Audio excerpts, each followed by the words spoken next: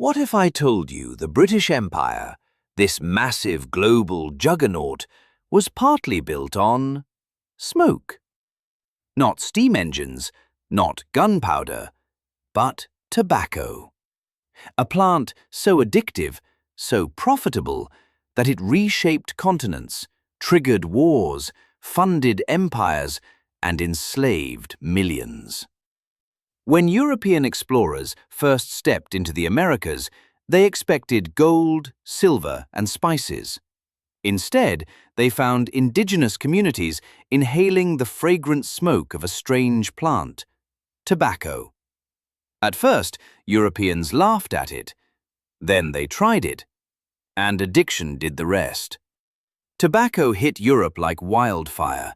It became a miracle herb, a fashionable habit, a status symbol. Kings smoked it secretly, soldiers carried it proudly, merchants smelled profit, and empire builders smelled opportunity. Imagine being a merchant in 1600. A single ship of tobacco leaves could earn more than an entire year's worth of traditional trade. No crop grew faster, sold quicker, or traveled farther. Suddenly, this simple plant wasn't just a curiosity. It was the economic engine that would shape the destiny of the New World. The colony of Jamestown was failing. Disease, starvation, chaos. But then came John Rolfe, a man obsessed with horticulture and money. He planted a sweeter Caribbean strain of tobacco, and overnight, Jamestown had its lifeline. Tobacco didn't just save the colony, it became the reason the colony existed at all. Fields expanded, exports exploded, ships crossed the Atlantic loaded with tobacco worth its weight in silver. The English crown realized something powerful. Control the colonies, control the tobacco. Control the tobacco, control the wealth. Within decades, tobacco was responsible for building roads, ports, armies, and entire English settlements. It wasn't just a crop, it was the bloodstream of the American colonies, pumping profits straight into the heart of the British Empire. There's a side to this story that empires tried to hide. Tobacco demanded labor, relentless, back-breaking labor, and settlers were not enough. First came indentured servants. Then, as demand exploded, came enslaved Africans.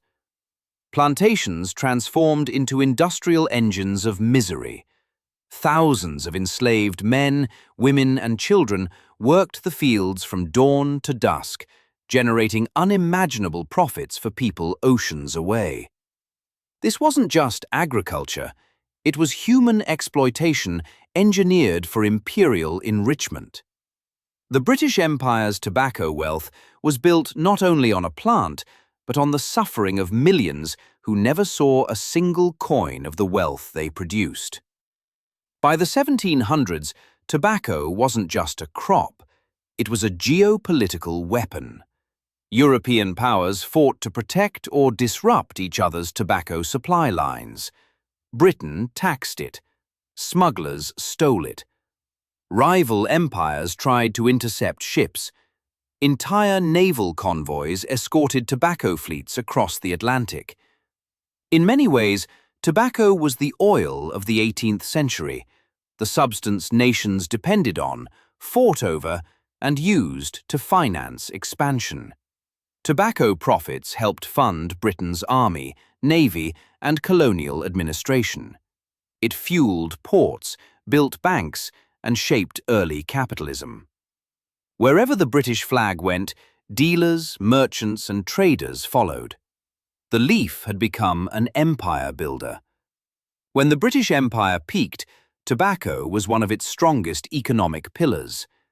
But the legacy didn't fade with decolonization. Tobacco companies evolved into global corporations. Addiction spread worldwide. Countries that once grew tobacco under colonial rule continued producing it because they had nothing else left. an economic dependency born centuries earlier. And the human cost? Countless lives lost to disease, billions spent on healthcare, entire generations hooked on a plant that once bankrolled empires. Imagine the irony. A substance that built empires also became one of the most destructive products in human history.